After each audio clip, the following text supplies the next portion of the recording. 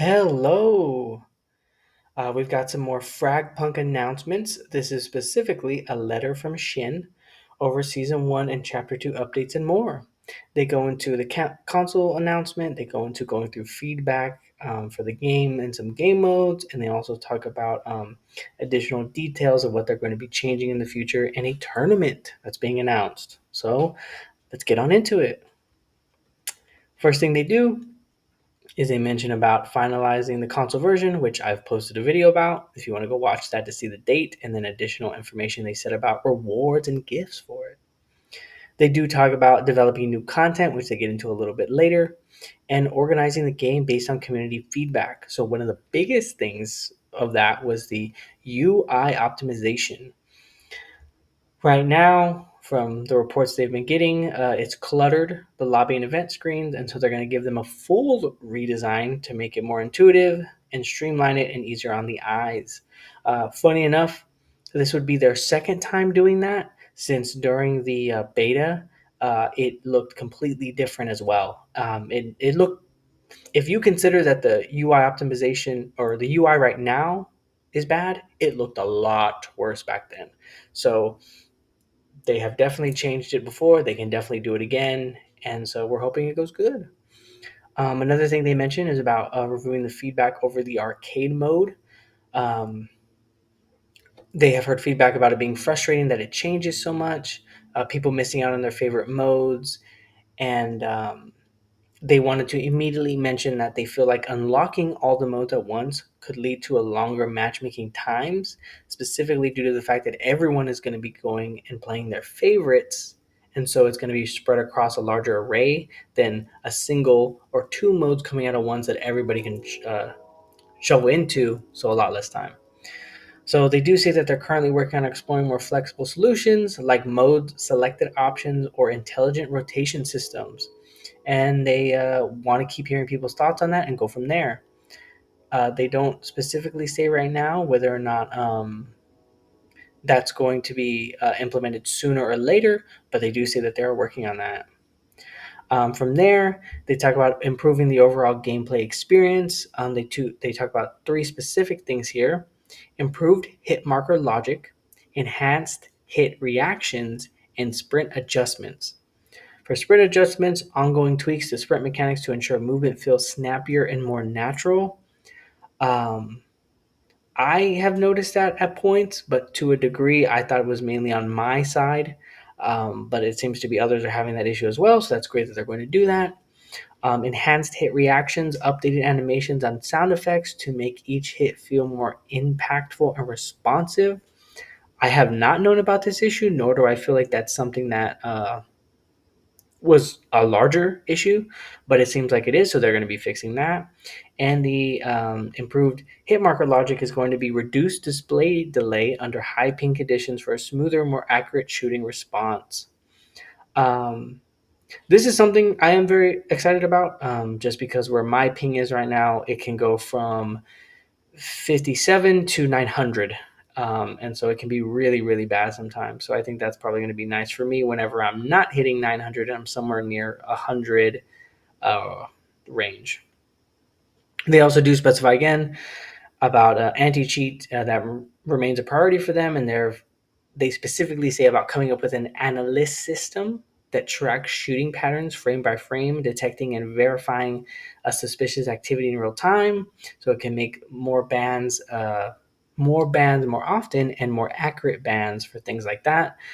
In total, they've banned 1,633 people. That's from their last post that they did.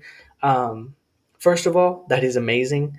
Um, they obviously know that it's players they want to keep, and the player enjoyment is where they're trying to make sure that that stays at. So trying to remove these cheaters will definitely help with that, especially for any ranked or just free for all games people have. So I think that's great. I'm very happy about that. The next thing we go into is what's coming in Chapter 2 of Wild Dawn. First of all, I did not realize there was going to be a Chapter 1 and Chapter 2 of Wild Dawn, so I was not expecting this. But they do specify that Chapter 2 will drop on April 29th, with early access content landing on April 25th. Um, On April 29th is also when the Xbox and PlayStation will get the console release for it. So it's perfectly timed.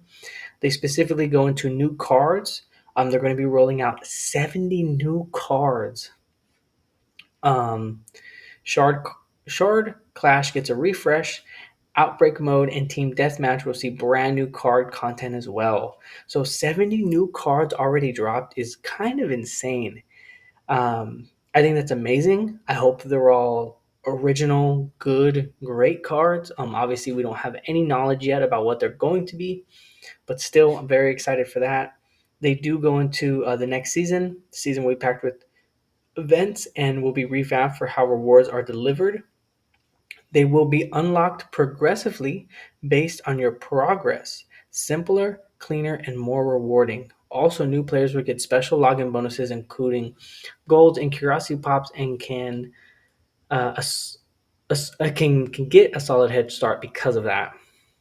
So, specifically for the progressively based on your progress, I'm going to assume means they're going to do a little bit more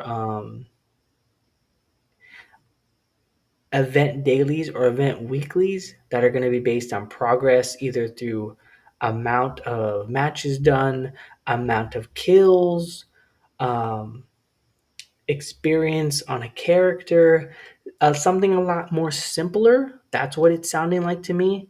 Obviously, if you feel differently, please let me know.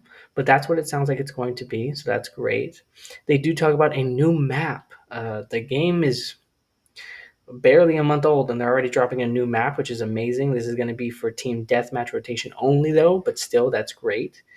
They do talk about a new Lancer.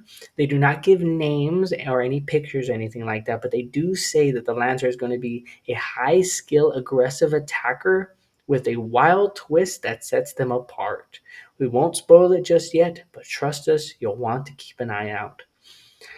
Um, when it comes to aggressive attackers, the main one I can think about is Corona, just because of his blinding and also his quick molly he can throw on the ground that gives himself his own boost, but can still also be used to hurt enemies.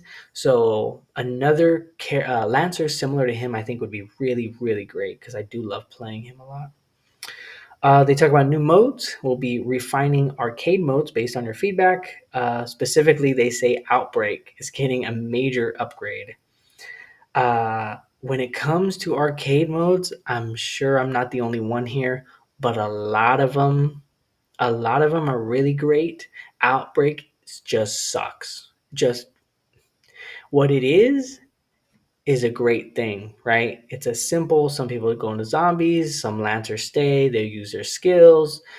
The zombies get cards, the lancers get cards. You can max them out, all those kinds of things. You go for about, I think, 7 rounds, and then it ends, and then you go from there, right?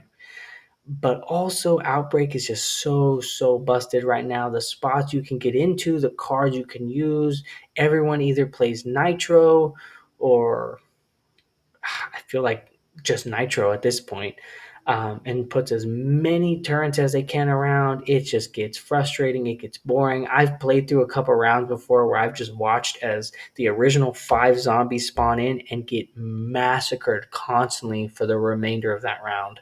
So I'm glad they're changing it. I hope it's a lot better. I do like it. So I'm excited about that. They do talk about introducing a dual deck system where survivors and parasites each will have their unique card builds. Um, you'll also see exclusive shard cards tailored specifically for infection, adding more depth and strategy, and new parasite variants, and even more shard cards are already in the works. Again, all amazing things. Having more different variants, maybe some with can shoot additional range shots instead of one. Maybe some that are a lot faster, maybe some that can jump higher. Anything like that will greatly improve what's going on in that mode right now, including having the unique card builds. I think is a nice thing. I'm not entirely sure which arcade mode has it, but one of them already kind of does that, where it's like, hey, use the same cards you used last time. And I really appreciate that a lot just because half the time I can't read through all of them again and then remember like what does what and what works well. So I usually just use what I used last time. So that's really helpful. Um, They also specifically go into some two new modes they're working on. Classic Clash. They say this is just a bomb mode for fans of tactical shooters. And then they also talk about Headshot Only, which is in the name, a headshot focused game mode with a chaotic twist. I think Headshot Only is okay. I feel like we kind of already have that with one shot kill, but obviously this is going to be more specified to your head. So I'm sure that's going to be an enjoyment for a lot of the snipers out there. And then Classic Clash to me sounds like more of a no shard cards allowed 5v5. They might even make it so that skills are going to be banned too. So no skills, no cards, and just normal bomb drop. But still, I think that's going to be really fun. I'm definitely excited for Classic Clash. I was surprised that wasn't there when the game launched, but still, I'm definitely going to play that. They do talk about fan favorite modes like Blizzard Ballet and Chaos Clash are coming back with improvements. And they're also going to be shortening arcade mode rotations from 3 days to daily refreshes, and then the TDM card balance updates are included too. They've already done a couple of card updates throughout the arcade modes, but I'm assuming this is a more additional overhaul for the two new modes and then specifically for Outbreak itself. But obviously, that will be included a little later. They also say that the new season of the Battle Pass will drop on April 29th. If you've been grinding, you'll transition smoothly. If not, no pressure. It won't expire. Take your time. In case anybody out there doesn't know, once you pay for the Battle Pass, whether um, the premium or the like super premium one, you keep it forever. So you can still get the skins, still get the pop cans, still get the stickers, everything else like that. Um, so again, they just specify that because that does make them a lot of money. So they want to make sure everybody's cool and comfortable with that. Another thing we go into is, will ranks reset after the update? Are the new cards hard to unlock? So it's two in one here, but they mentioned that the rank reset will happen with season two. Until then, keep climbing. Again, this is season one, chapter two. So we'll have about 2 months, maybe three, before they talk about when season two is going to happen. And then obviously it will reset then. And then as for card unlocks, they've heard loud and clear. Starting in season one, chapter two, all cards will be unlocked by default. No more grinding for cards. Now, I personally did not know this was an issue a lot of people were having. I liked being able to grind for the cards and do all that just because I really enjoyed going through that. But it seems like a lot of people did not. So they're all going to be, all the 71 spoke about earlier, are all going to be unlocked instantly. So I think that's going to be good for a lot of people. But yeah, they mentioned that. They talk about FragPunk Card Wars.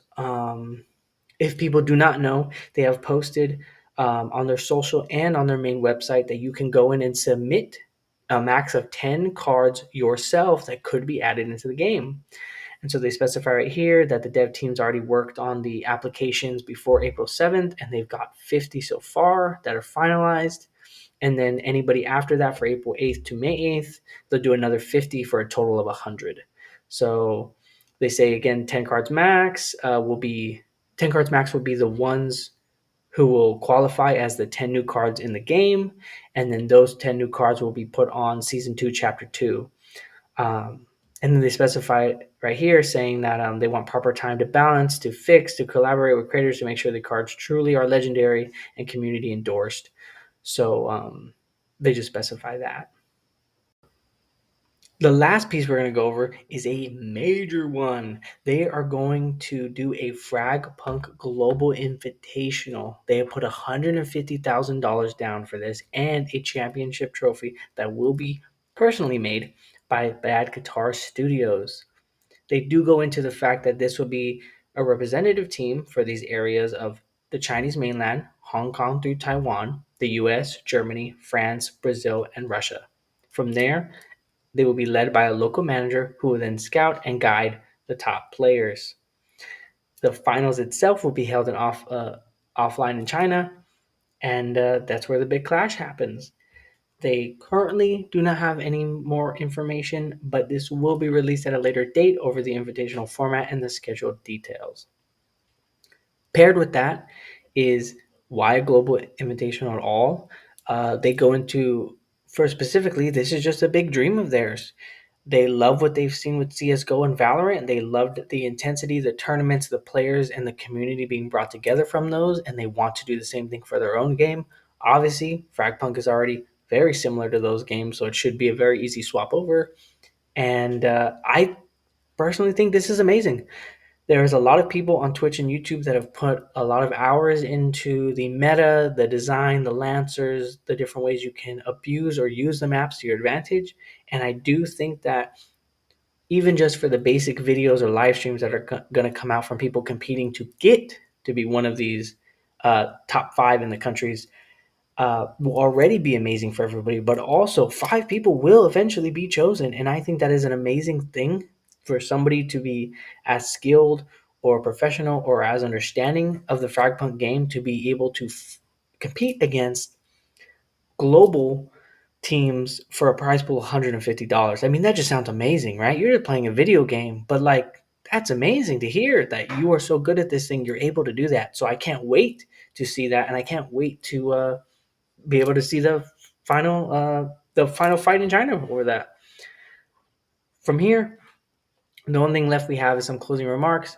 They just specify how they had skeptical voices even before the game was going to come out, and from right now that they're going to put as much love as they can and effort to make sure everything works the way it does, and that they love that everybody's enjoying the shard cards and how it's added new things to an already bomb diffusal genre itself, and that they just thank everybody um, for their support and their companionship. And so from here, that's the end of it all. If you end up wanting to read this yourself, you can go to the FragPunk website, and also the Discord should have a notification for it. And besides that, have a good rest of your day. Bye.